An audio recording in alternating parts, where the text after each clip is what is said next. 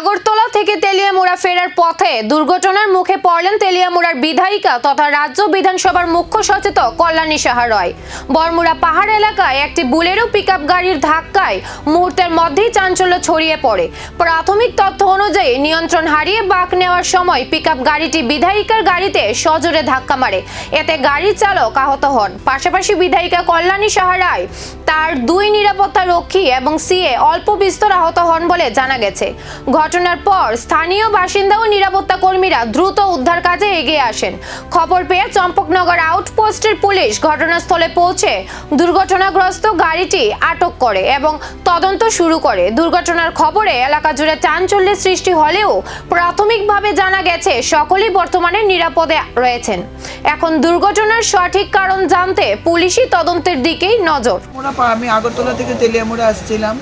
আজকে আমাদের প্রধানমন্ত্রীর প্রোগ্রাম আছে, জনকল্যাণ, এটার উপর আমাদের প্রোগ্রাম আছে। তো আসছিলাম বড়মুড়াতে, হঠাৎ আমাদের গাড়ি খুব আস্তেই চলছিল।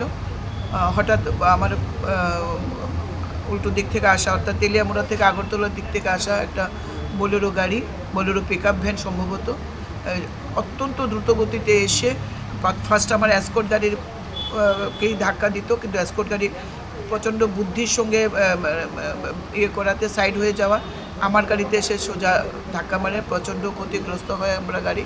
আমার ড্রাইভার ব্যথা পায়।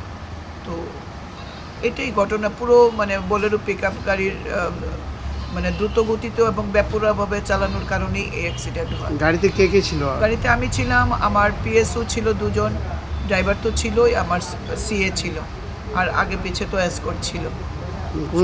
ব্যথা পেয়েছেন কি? আমার ড্রাইভার ব্যথা পেয়েছে, আমি একটুখানি হালকা ব্যথা আমি পেয়েছি, কারণ আমি বেল্ট বাঁধানো ছিল। তারপরেও আমি একটু ঝুঁকে গেছিলাম, এর উপরে লেগেছে, ডেস্কের উপরে লেগেছে। আমি বুকে ব্যথা পেয়েছি, আমার ড্রাইভার কোমরে হাতে ব্যথা পেয়েছে। ঘটনাটা অত্যন্ত দুর্ভাগ্যজনক।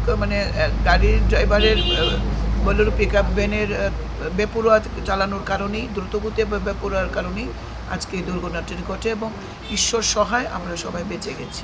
ওই গাড়িটি এবং চালককে এটা আমার পিএসও জিরানিয়া পিএসের সঙ্গে কথা বলা, জিরানিয়া পিএস থেকে ওসি সাহেব চম্পকনগর আউটপোস্ট থেকে এনারা আসেন। এখন খবর পেয়েছি গাড়িটাকে ওনারা চম্পকনগর। শেষ পর্যন্ত কি কারণে নিয়ন্ত্রণ হারিয়েছিল পিকআপ গাড়িটি, আর দুর্ঘটনার নেপথ্যে অন্য কোনো কারণ রয়েছে কি না, পুলিশি তদন্তেই মিলবে সেই উত্তর।